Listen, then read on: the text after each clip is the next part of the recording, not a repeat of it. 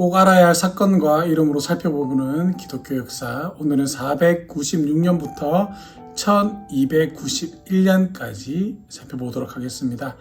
이 기간을 제목으로 붙이자면 성장에서 분열로라는 이름의 제목을 붙일 수가 있겠습니다. 꼭 알아야 할 사건들입니다. 첫 번째는 제3차 콘스탄티노플 공회 681년입니다. 교회의 6차 총회는 일의론을 고발하고 칼케톤 공의의 신조를 재확인했습니다. 두 번째는 피핀의 증거 754년입니다. 프랑크족의 우두머리 피핀은 이탈리아 일부를 교황에게 주었습니다. 역으로 교황은 피핀에게 교회의 승인과 왕의 칭호를 허락했습니다. 세 번째는 제2차 니케아 회의입니다. 787년이죠. 교회의 7차 총회이자 마지막이 된 총회는 양자설, 다시 말하자면 예수님이 본래 하나님의 아들이 아니라는 주장을 정지하게 됩니다. 또 공회는 기독교인들이 성상을 숭배하는 것을 허락하게 합니다. 네 번째는 로마 교회가 동방 교회를 파문하다. 1054년입니다. 다섯 번째는 수여 논쟁으로 1076년부터 1123년입니다. 1176년 황제 헨리 4세는 자신에게 주교를 임명할 수 있는 권리가 있다라고 주장했습니다. 교황 그레고리 7세 힐레브란드는 그가 3일 동안 용서를 구하도록 강요했고 1122년에 독일의 브름스에서 황제가 주교의 서품식에 참석할 수 있다는 조약이 체결되었지만 선발은 교회의 지도자들의 몫이었습니다. 1123년에 제1차 라테란 공의회는 보스름 조약을 승인합니다. 여기서 라테란 공의회는 지금도 이 회의에서 새로운 교황을 선출하곤 합니다. 꼭 알아야 할 이름들입니다. 첫 번째, 크로틸드 474년에서 545년 프랑크족 요왕으로 남편 글로비스를 기독교인이 되도록 이끌었습니다. 두 번째, 찰스 마르텔 690년부터 741년 프랑크족의 장군으로 회교가 중부 유럽을 지배하지 못하게 막는 데 결정적인 역할을 했습니다. 세 번째, 요쿠의 알쿠인 740년부터 804년 수도사이며 문맹을 줄이고 고대 문서들을 보존하기 위한 샤를마뉴의 노력이었던 카롤린가 왕조의 르네상스에 오를레앙의 데올로프와 더불어 대표적으로 기여한 힘이 오릅니다. 네 번째, 부영의 고드프리 1110년 사망했습니다. 회교들이 아크레 항구를 점령한 1291년까지 계속된 십자군의 라틴 로마 왕국의 초대 국왕입니다. 다섯 번째, 교황 이노센트 3세 1161년부터 1216년 로마의 가장 강력한 주교 가운데 한 사람으로 모든 세속 통치자들을 능가하는 권력을 주장하였으며 제4차 라테란 회의를 개최하게 됩니다. 중앙정부가 없는 나라가 있을 수 있을까? 경찰이 없는 도시가 있을 수 있을까요? 학교가 없는 도시를 상상할 수가 있을까? 그런 나라가 존재할 수 있을지 의문이 들겠지만 역사적으로 엄연한 사실이었습니다. 중세 시대 초기의 서방 제국이 그랬는데요. 동전을 주저하는 곳이 없었기 때문에 땅이 부의 기준이 되었습니다. 지주, 다른 말로 영주는 자급자족을 하는 장원, 영지를 건설하게 됩니다. 영주들은 자신들의 영지를 보호하기 위하여 저마다 기사단을 보유했는데요. 어느 지역에 사는 서너 명의 영주들이 한 명의 왕 밑에 자신들의 기사들을 통합시키기도 했습니다. 소작인들은 딱히 자신들의 땅이 없었기 때문에 가족들을 위해서 직접 먹을 것이나 잠자리를 구할 수밖에 없었습니다. 전체 인구의 90%가량이었던 소작인들은 계약을 하고서 영주의 종이 되었습니다. 그들은 영주의 땅에서 힘들어 농사를 짓고서는 생계를 유지하는 데 지장 없을 정도로만 받아들여야 했습니다. 그 이상은 없었습니다. 그들은 이른 새벽부터 늦은 밤까지 쉬지 않고 일을 해야 했고 자신들의 노동 덕분에 유지되던 영주의 우아한 생활이나 영주가 초대한 손님들의 뱃놀이나 사냥에 나서는 모습을 걷는지라는 것으로 만족해야 했습니다. 이것이 바로 오늘날 봉건 제도의 기본적인 틀이었습니다. 영주들은 사제들에게 자신들의 영질에 섬기도록 보수를 지불했는데요. 국왕들과 영주들은 마음대로 사제를 선택했기 때문에 사제들은 불행하게도 지상의 주인들에게 봉사하느라 하늘의 주인을 잊어버릴 때도 이따금씩 있었습니다. 그를 아는 사람은 거의 없었고 사제들은 하나님의 갈에서 가르치기 위해서 조각이나 스테인드 글래서를 이용하여 그리고 연극을 이용해서 가르쳐야 했습니다. 교회의 건물은 선포되고 기록된 말씀을 대신하는 그림과 건축물로서의 돌로 만들어진 성경이 있을 뿐이었습니다. 무함마드, 다른 말로 하면 마호메드는 아라비아 지역의 작은 항구인 메카에서 살았습니다. 610년 무함마드는 천사 가브리엘이 자신에게 유일한 참된 신 알라로부터 가져온 메시지를 맡겼다라고 이렇게 주장했는데요. 무함마드는 모세처럼 우상을 섬기지 말 것을 가르쳤고 처음에는 그 누구도 그의 마을에 귀를 기울이지 않았습니다만 622년에 성상 우상 장수들 때문에 무함마드는 도망쳐야만 했습니다. 메카로 다시 돌아온 무함마드는 무함마드를 따르는 사람들을 모아서 군대를 하나 조직했는데요. 그는 자신들의 추종자들 무슬림이라고 정했는데 이 무슬림의 뜻은 알라에게 복종하들 이들이라는 뜻을 가지고 있습니다. 그들의 종교는 사람들 사이에 이슬람, 복종이라는 뜻을 가진 것으로 알려지게 되었고요.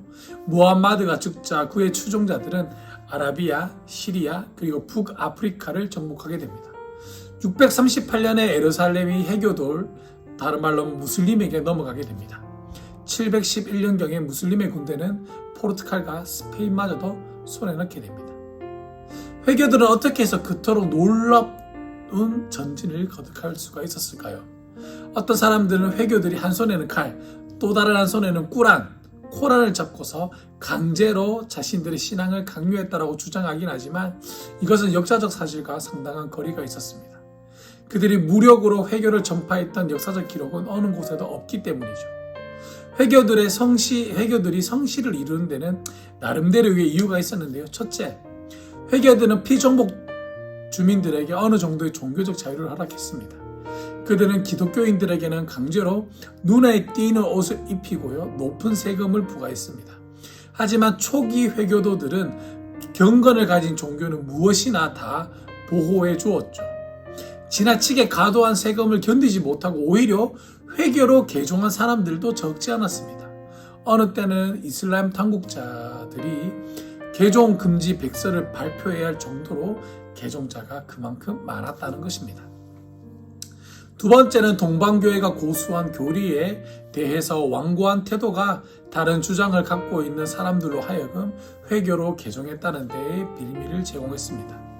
종교는 이미 그전부터 북아프리카 교회들, 특히 콥트교도 마찬가지로 배격했습니다. 그들이 단성론적 신학을 끝까지 고수하고 있는 게 그들의 이유였습니다. 따라서 동방교회와 단절되어 있던 많은 북아프리카 사람들은 회교가 밀려 들어오자 자발적으로 자신들의 교회를 회교 사원으로 개조시켜 버렸습니다. 예수님과 성직자들의 모습을 그린 그림이 오랫동안 기독교 예배를 주도했습니다. 그러나 이런 성상들이 우상으로 사용된다면 그것이 바로 8세기 기독교인들이 직면했던 문제였습니다. 기독교인들이 성상을 예배 시간에 사용했기 때문에 회교도들은 그들이 공견히 우상 숭배자다라고 이렇게 불렀습니다. 전방의 병사이며 장차는 황제가 될 사람이 회교들의 비판 가운데 옳은 것도 있다라고 이렇게 생각하는데요. 그가 보기에 사람들은 이교도들처럼 우상에게 예배하고 있었습니다. 기독교인이라고 자처하면서도 예수님과 성자들을 묘사한 것에 불과한 그림에 마치 예배하는 것 같이 보였다는 거죠. 725년에 콘스탄티노플에는 긴장감이 감돌았습니다. 즉 새로 즉위한 동방제국의 황제 레오 3세는 하나님의 분노를 두려워한 나머지 성상 옹호론자들과 상반된 행동을 취했습니다. 그것은 성경에 금하는 행동이라는 게 황제의 믿음이었는데요. 출애굽기 20장 4절 너를 위하여 새긴 우상을 만들지 말고 또 위로나 하늘에 있는 것이나 아래로 땅에 있는 것이나 땅 아래 물속에 있는 어느 것의 형상이든지 만들지 말며 이 말씀을 기초로 해서 성상 숭배를 금지하게 됩니다. 그 도시의 가장 큰 성상은 그리스도의 모습을 본뜬 황금상이었는데 궁전의 성문 위에 설치되어 있었습니다. 황제는 그것을 파기하도록 병사들을 파견했습니다. 항아리와 냄비로 무장한 여인들이 병사들이 성상을 제거하기 위해 설치한 발판을 발로 찼고 시민들은 황제에게 성상 파괴자라는 이름표를 붙여 주었습니다. 성상 옹호론자와 성상 파괴자 사이에 유혈 충돌이 빚어지기 시작한 순간이었죠. 780년까지 성상 농제는 61년 동안이나 맹위를 떨치게 됩니다. 그 뒤에 황후 이레네가 왕권을 잡게 되고 제7차 교회 총회를 소집한 것도 그녀였죠. 787년에 350년 이상의 감독들이 성상 논쟁을 끝내기 위해 니케아에 모이게 됩니다. 제2차 니케아 공회는 성상 파괴자들을 탄핵하게 됩니다. 그렇지만 공회는 기독교인들이 성상을 우상화하는 것도 용납하지 않았죠. 대표자들은 성상에 대한 예배는 물론 예수님이나 성직자들의 모습을 입체적으로 제작하는 것 역시 금지시켰습니다. 그들이 사람들에게 장려한 것은 성상에 대한 존경이었습니다. 도대체 성상을 존경한다면 뜻이 그러면 무슨 뜻일까요? 가령 아주 특별한 성경을 가지고 있다라고 가정해 봅시다. 그것이 어떤 면에서는 자신의 성상이 될 수 있고 그 성경을 통해서 하나님을 일평생 동안 우리에게 행하신 일을 떠오르게 하는 수단이 되기도 한다는 거죠. 우리의 대부분은 하나님의 말씀이 전달되는 통로로서 이 성경을 존경하지만 그 성경을 숭배하지는 않습니다. 성경은 하나님의 영광스러운 역사하심에 우리의 정신을 집중시키는 지상의 도구구실을 할 따름일 뿐입니다. 중세기가 시작되자 이교도인 프랑크족이 서방 제국의 정권을 잡습니다. 이 프랑크족은 매우 중요한데요. 이 프랑크족은 현재 서부 독일 지역에서 출발하게 됩니다. 496년경에 프랑크족의 장군이었던 클로비스는 백성들에게 기독교가 믿는 하나님을 믿게 만들었습니다. 전해지는 전설에 따르면 클로비스의 부인 크로틸드는 492년경에 결혼하면서 남편을 기독교로 개종시키려고 애를 썼지만 번번이 실패하고 맙니다. 그런데 전투를 앞둔 밤에 부인이 열심히 기도하는 모습을 지켜본 클로비스는 감동을 받게 되고 싸움에서 이기고 돌아오자 곧장 기독교로 개종하게 됩니다. 클로비스는 니케아 신조까지도 받아들였는데요. 따라서 프랑크족이 과거 서방 제국이었던 지역을 정복하기 시작했을 때 그들에게 저항하는 교회는 없었습니다. 그들 역시 자신들처럼 기독교인이었기 때문이죠. 600년경에 프랑크족은 중부 유럽의 대부분을 장악하는데요. 프랑크족의 세력이 커진 만큼 그들도 로마 교회를 지원하게 됩니다. 754년에 프랑크족 요왕 국왕 피핀 3세는 이탈리아 주부 지역의 모두를 로마 교회에게 주었습니다. 780년경에 피핀 3세의 아들 찰스 국왕은 자신들의 적국들을 상대로 전도 운동을 시작합니다. 찰스는 자신이 전쟁에서 승리를 거두고 어떤 부족을 지배하게 되면 강제로 세례를 받도록 했습니다. 그렇지 않으면 죽음을 택하게 했죠. 이 때문에 그의 다스림을 받았던 백성들 가운데 90% 이상이 그의 제의를 받아들인 것은 전혀 이상할 게 없었습니다. 그들이 실제로 기독교인이 되었는지의 여부는 중요하지 않죠. 그것은 하나님이 대답하실 문제고요. 일부 게르만족이 세례를 거부하자 찰스는 하루 만에 4,500명의 목을 베고 진지로 돌아서는 아무렇지도 않게 성탄절 축하를 행사를 하게 됩니다. 9세기 초반에 찰스는 현재 독일과 프랑스 지역으로 나눠진 곳을 지배하게 됩니다. 찰스가 정복 사업을 계속하는 동안 중부 이탈리아에서는 로마 교회의 정치적 권력을 지지할 속셈으로 만들어진 콘스탄틴 증여라는 거짓 문서가 등장하게 됩니다. 계약사 형식으로 만들어진 이 문서 내용에 따르면 콘스탄틴 황제가 모든 성직자들은 교황과 그 후계자들에게 복종하라라고 지시했다라는 문서와 함께 로마와 이탈리아의 모든 지방 그리고 서방 지역을 양도한다는 것이 주된 내용이었습니다. 문서의 내용대로라면 서방 제국의 절반이 로마 주교의 몫으로 돌아가게 된다는 뜻이었습니다. 이처럼 황당한 내용이 담긴 거짓 문서였지만 당시 사람들 누구도 그것을 위조 문서로 간주하지 않았습니다. 그렇지만 교회의 새로운 소유의 결과는 늘 즐겁지만은 않았습니다. 799년 몇 명의 이탈리아 귀족들이 로마 교회를 지배하려고 달려들었습니다. 그들이 미는 교황 후보는 교황 레오 3세의 편을 드는 바람에 거부당하고 말고 귀족들이 겉으로 보기엔 쓰라린 패배자들에게 지나지 않아 보였습니다. 그들은 자신들이 입은 상처를 정적인 레오 3세의 혀를 잘라낼 셈으로 그를 고용하게 됩니다. 2명의 프랑크인들이 상처를 입은 로마 주교를 찰스의 궁전으로 데려오게 됩니다. 찰스 왕은 레오 3세를 따뜻하게 맞이하였습니다. 하지만 한 가지 문제가 있었습니다. 레오 3세를 비난하는 귀족들 역시 찰스에게 편지를 보내는데요. 교황 레오 3세가 교회의 재산을 잘못 사용하고 했다는 비난하는 편지들이었습니다. 정상적인 상황에서라면 레오 3세는 황제에게 호소했겠지만 안타깝게도 서방 제국에는 더 이상 황제가 없었습니다. 황후 이레네가 동방 제국을 다스리고 있을 뿐이었죠. 레오 3세는 여자가 자신을 판단하는 것을 더 이상 바라지 않았고 그는 어떻게 자신에게 씌어진 오명을 벗어낼 수가 있었을까요?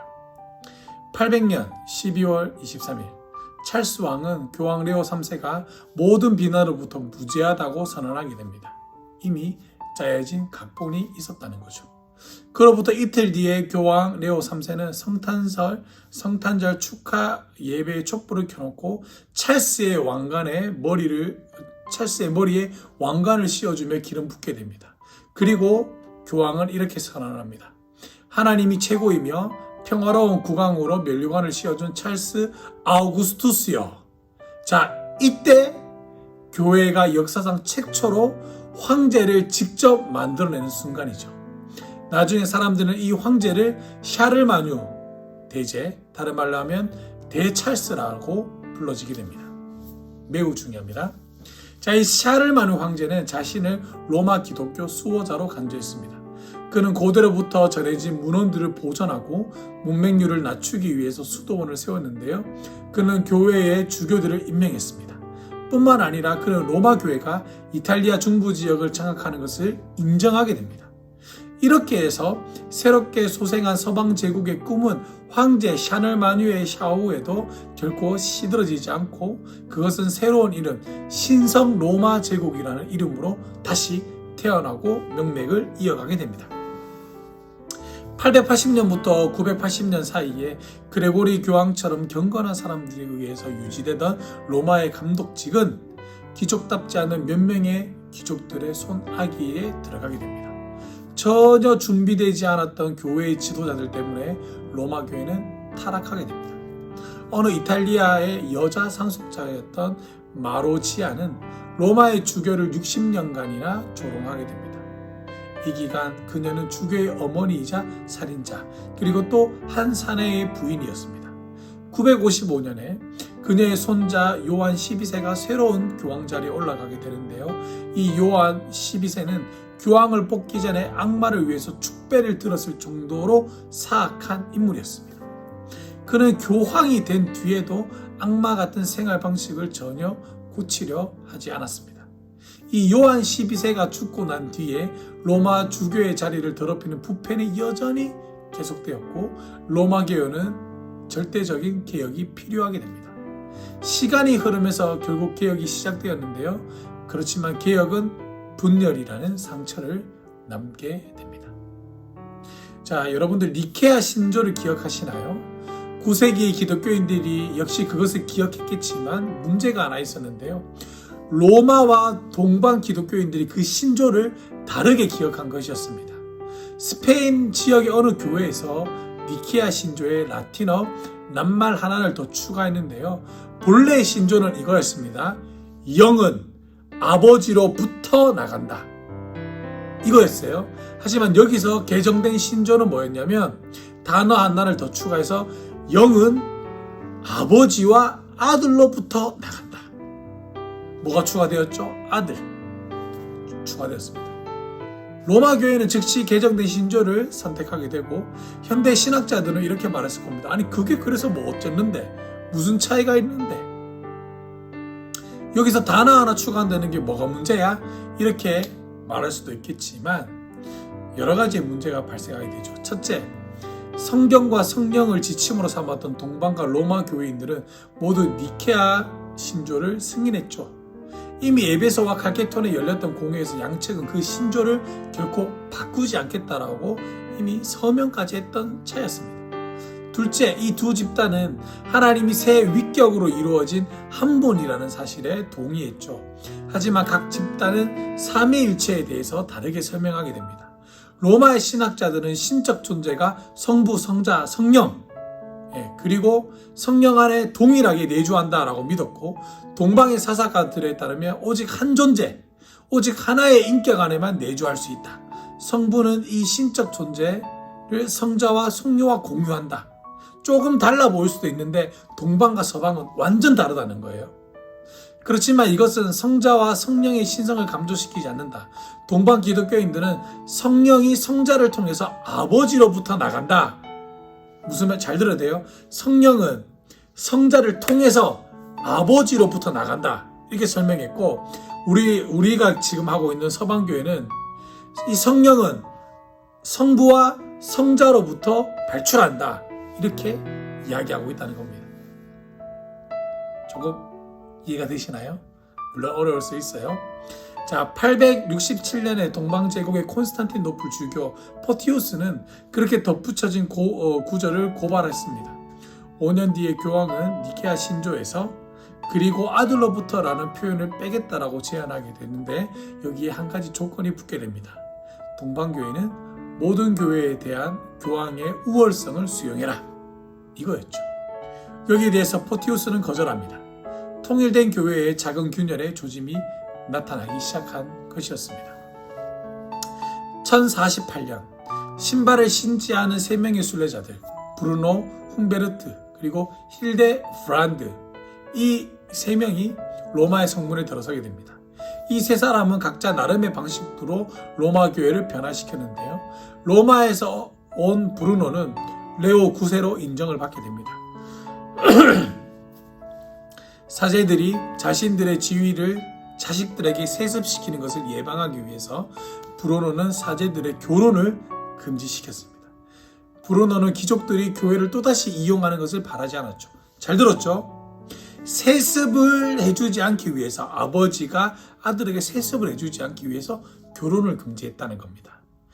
그래서 지금 우리 가톨릭의 신부들도 결혼하지 않는 이유가 뭐냐면 그걸 물려주지 않으려고 하는 거예요. 한국 교회와 옛날 차이가 나죠. 잘 기억해야 됩니다. 따라서 그는 로마 교회가 모든 외부의 간섭으로부터 자유롭게 될 수 있는데 싸움을 벌이게 됩니다. 브루노와 그의 후계자들은 하나님이 모든 기독교인들을 상대로 행사할 수 있는 권위를 교황에게 주셨다는 것을 추호도 의심하지 않았습니다. 그들의 믿음은 오늘날까지 교회가 완벽하게 갈라서도록 하는 데 큰 기여를 하게 됩니다. 콘스탄티노플의 새로운 주교가 된 미카엘은 브루노를 교황으로 인정하려 들지 않았습니다. 따라서 미카엘은 콘스탄티노플의 교회들 가운데 로마의 교황에게 충성을 보이는 교회들을 모두 다 폐쇄시켜버렸습니다. 브루노는 콘스탄티노플에 사절단을 보내어 화해를 청했고 브루노가 파송한 사절단의 대표는 바로 훔베르트였습니다. 이 훔베르트는 로마를 떠나기에 앞서 교황의 이름으로 파문을 알리는 직서를 작성했습니다. 1054년 6월 16일 훔베르트는 성찬식이 한창 진행되고 있는 콘스탄티노플의 하기야 소피아 성당 안으로 성큼성큼 걸어 들어가게 됩니다. 훔베르트의 통고에 따르면 동방 기독교인들은 다음과 같은 태도를 취하고 있었는데요. 첫째, 사제들의 결혼을 허락했다. 둘째, 로마 기독교인들에게 다시 세례를 주었다. 셋째, 그리고 아들로부터라는 표현을 니케아 신조에서 빼버렸다. 훔베르트는 성찬상으로 달려갔습니다. 그는 신발을 벗어 성경에 기록된 대로 먼지를 털면서 소리쳤습니다. 하나님이 보시고 판단하시리라. 이로써 서방교회의 교회와 동방교회는 성찬식을 함께 할 수 없을 정도로 관계가 멀어지고 맙니다. 동방교회 집사 가운데 누군가가 나서서 훔베르트를 그 자리에서 몰아냈고, 그는 훔베르트에게 이미 세상을 떠난 로마 교황이 작성한 판문의 결정을 초래하도록 사정하게 됩니다. 훔베르트는 냉정하게 거절했고, 두 차례의 공방, 그러니까 신조의 변경과 교황의 측량은 로마와 동방 기독교인들을 분열시켰습니다. 세 번째 공방은 그 상처를 더욱더 깊게 만들었는데, 이 마지막 공방이 바로 십자군이었습니다. 사람들은 순례를 다녀옴으로써 죄를 씻어버리고자 하는 자신들의 욕구를 입증할 수 있다라고 이렇게 생각하게 됩니다.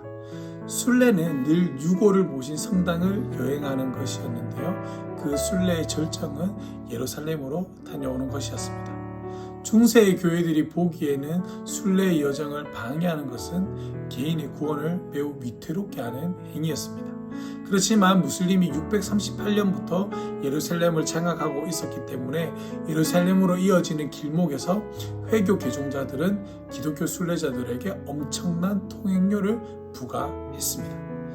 1095년 11월 27일 교황 르르반 2세는 나무로 만든 연단에서 기독교 역사상 가장 영향력 있는 설교 가운데 하나를 하게 됩니다. 동방의 형제들은 도움을 청해야만 한다. 그리고 그는 프랑스의 크레몽롱 들판에서 이렇게 선언합니다. 터키 사람들과 아랍인들이 그들의 영토를 점령했다. 짐 혹은 주님은 여러분에게 호소한다. 그 사악한 종족을 그 땅에서 박멸하라. 이 설교에 수많은 사람들이 반응하게 됩니다. 그 자리에서 군중들이 합창하기 시작합니다. 그것은 하나님의 뜻이다. 주인과 강대, 무법자들과 농도들이 거듭태 십자가를 새기면서 그들의 출정식은 예루살렘으로 순례이자 동시에 불신자들을 상대로 한 전쟁을 선언한 것입니다. 교황은 그들을 부추기기 위해서 십자군에 참여한 사람들에게 성직자의 자녀들처럼 그들에게 제기된 소송을 취하해 주는 것은 물론 재산 보호까지도 약속해 줍니다. 순례자들은 콘스탄티노플에 모이기로 동의했고 1차 십자군이 구성되어져 갔습니다. 모르긴 해도 이 십자군 가운데 은둔자 피에르의 냄새가 가장 강력했을 것 같습니다. 이 거무스레한 이 수도사 피에르는 한 번도 목욕을 한 적이 없었습니다. 일부 증언에 따르면 그는 나귀를 타고 다녔는데 그 나귀도 자신과 똑같이 생겼대요. 하지만 피에르의 설교는 몸에 나는 냄새만큼 고약했다라는 건데요. 그 설교가 어찌나 강했는지 그의 몸에서 나는 냄새조차 이길 정도로 대중들을 사로잡고 흡입력 있고 영향력 있는 설교가였다라는 것입니다. 그 설교 덕분에 9개월 만에 2만 명 되는 유럽의 농민들을 끌어모았고 그들이 가족과 재산을 모두 챙겨서 예루살렘으로 이주하려는 그런 모임에 참석하게 된다는 겁니다. 피에르를 따르는 농민들이 콘스탄티노플에 도착하자마자 혼란에 빠지게 되는데요. 농민들은 이미 기나긴 여정에서 약탈, 살육, 파괴를 일삼아 왔는데 콘스탄티노플에 도착해서도 그들의 행동은 전혀 달라지지 않았습니다. 사람들은 그들의 약탈을 막으려고 그들에게 먹을 것을 제공했지만 물건을 강탈당했다는 불만이 콘스탄티노플 관공서로 오히려 더 크게 몰려들었다는 겁니다. 황제 알렉시우스는 1세, 콤데누스는 피에르의 농민군들을 회교들의 상대가 될 수 없다는 것을 알고 그들을 모두에게 다시 자신의 도시를 떠나 너희들의 고향으로 돌아가라라고 요구하게 됐고 때문에 농민들은 어쩔 수 없이 강을 건너야 했습니다. 피에르의 농민들은 거의 2달 동안이나 동방의 비잔틴 제국의 가정들을 약탈했는데요. 그리고 나서 회교들의 은신처로 곧장 쳐들어갔고 그러나 콘스탄티노플에 식량을 요청하러 갔던 피에르를 제외하고는 생존자가 아무도 없었습니다. 그러자 피에르는 곧 다른 십자군대에 합류하게 됐고요. 그 군대는 유럽의 왕자들과 제후들이 이끌고 있는 십자군이었습니다. 이 십자군들은 회교들을 격파하고 계속해서 안디옥으로 전진하고 있었습니다. 1099년 7월 19일 예루살렘은 원정 떠났던 십자군의 손에 결국 떨어지게 됩니다. 성전산에는 회교도의 피가 발목까지 차오를 정도로 회교의 피가 극심하게 벌어져 있었고 잔인한 전쟁이었습니다. 하지만 그것으로 상황이 종결되지는 않았는데요. 십자군들은 회당에 불을 지르고 유대인들을 산채로 불에 태웠으며 그렇기 때문에 오늘날까지 유대인들과 회교들이 기독교를 신뢰하지 않는 이유가 바로 여기에 있다는 겁니다. 이들이 그리스도의 이름으로 자행된 학살이기 때문에 그렇습니다. 1198년 이노센트 3세라는 이름을 가진 귀족이 로마의 주교가 되었습니다. 제4차 십자군을 일으킨 사람이 바로 이 이노센트 3세였습니다. 그렇지만 그가 결국 가서 동방과 서방의 기독교인들을 분리시켰던 결정적이가 되었던 불법 행위를 장려하거나 조장한 적은 없습니다. 이노센트 3세는 이집트에 있는 회교도의 본부를 파괴하려는 계획을 세우게 되는데요. 베니스의 상인들에게 84만 개의 은하를 바꿔서 십자군들을 해안가까지 실어다 주기로 동의하게 됩니다. 1202년 십자군들은 이집트의 항해를 꿈꾸면서 베니스에 도착하게 되는데 그러나 여기서 문제가 발생하게 됩니다. 예상했던 십자군의 숫자가 3분의 1밖에 모이지 않았고 그 때문에 고작 은도 5,000개밖에 모이지 않았다는 것입니다.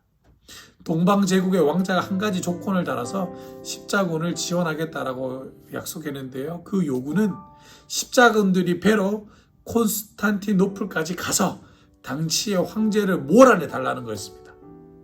이 교황 이노센트 3세는 당대의 가장 큰 도시인 콘스탄티노플을 공격하지 못하도록 지시를 내렸지만 결국 십자군들은 콘스탄틴에 도착하게 됩니다. 그곳의 시민들은 십자군들이 자신들의 문제에 관여하려고는 전혀 생각하지 못했는데요. 십자군들이 이교도의 징벌이라는 대의를 저버리고 새로운 황제를 즉위하는 데 그들이 힘을 실자 이 콘스탄티노플에 살았던 시민들이 반란을 일으키게 됩니다. 십자군들은 대노하게 되죠. 그들은 회교도를 몰아내려고 유럽을 출발했었지만 이제는 콘스탄티노플에서 오고 가도 하지 못하는 신세가 되고 말았습니다. 십자군의 지도자들은 콘스탄티노플을 공격하기로 결정하게 됩니다. 어느 사제가 교황의 승인도 없이 이런 말을 하게 됩니다. 여러분이 만일 이 땅을 정말로 정복해서 로마인에게 복종시킨다면 죽은 사람들은 교황으로부터 관용을 받게 될 것입니다. 자, 여기서 중요한 것은 관용이라는 겁니다. 이 로마 황제로부터 관용을 받으면 이 지상에서의 처벌, 죄에 대해서 고생하지 않고 바로 하나님의 나라로 들어갈 수가 있다는 거죠. 1204년 성금요일에 십자군들은 옷에 붉은 십자가를 그리고서 콘스탄티노플을 함락시킵니다. 그리고 4월 동안 기독교인들을 상대로 그리스도의 이름을 앞세워 약탈하고 살인하고 강간하고 이런 범죄를 저지르게 됩니다. 그리고 그 도시에 세워진 모든 조각상들을 녹여 없애버렸고 성 소피아 성당에서 금으로 제작된 용기들을 약탈해 갑니다. 십자군들이 성당 안으로 끌어들인 매춘문들이 제단에서 음란한 노래를 부르며 춤도 추게 되고요. 이를 본 어느 동방의 작가는 이렇게 탄식하게 됩니다. 어깨에 십자가를 짊어진 이 사람들보다 회교들이 더 자비롭다. 굉장히 안타까운 말이에요. 그 사흘간의 기나긴 사건이 끝이 나고 난 뒤 동방제국과 동방교회 모두 결코 정상적으로 회복되지는 못했습니다. 십자군들은 60년간 이 동방제국을 지배하게 되는데요. 결국 동방제국의 황제가 콘스탄티노플의 남동쪽에 있는 니케아에 제국을 건설하게 됩니다. 많은 동방의 기독교인들이 로마의 풍습을 받아들이기보다는 니케아로 도망치는 것을 선택하게 됩니다. 그들은 동방제국의 지배자가 다시 콘스탄티노플을 되찾은 1261년까지 그곳을 떠나지 않고 그곳에 정착하게 됩니다. 이노센트 3세는 콘스탄티노플의 멸망을 막으려고 노력했지만 어느 누구도 그의 말에 귀를 기울이지 않았습니다. 그는 나중에 교회를 통합시키려고 했지만 이미 너무 늦어버렸죠. 자신이 직접 소집한 십자군 원정대 전원을 다 파문해버렸지만 사태는 돌이킬 수 없을 정도로 심각해졌습니다. 제4차 십자군 원정이 끝난 뒤에 교회는 영원히 2개의 로마 가톨릭 교회가 동방 종교회로 이렇게 갈라지게 됩니다. 마지막이다.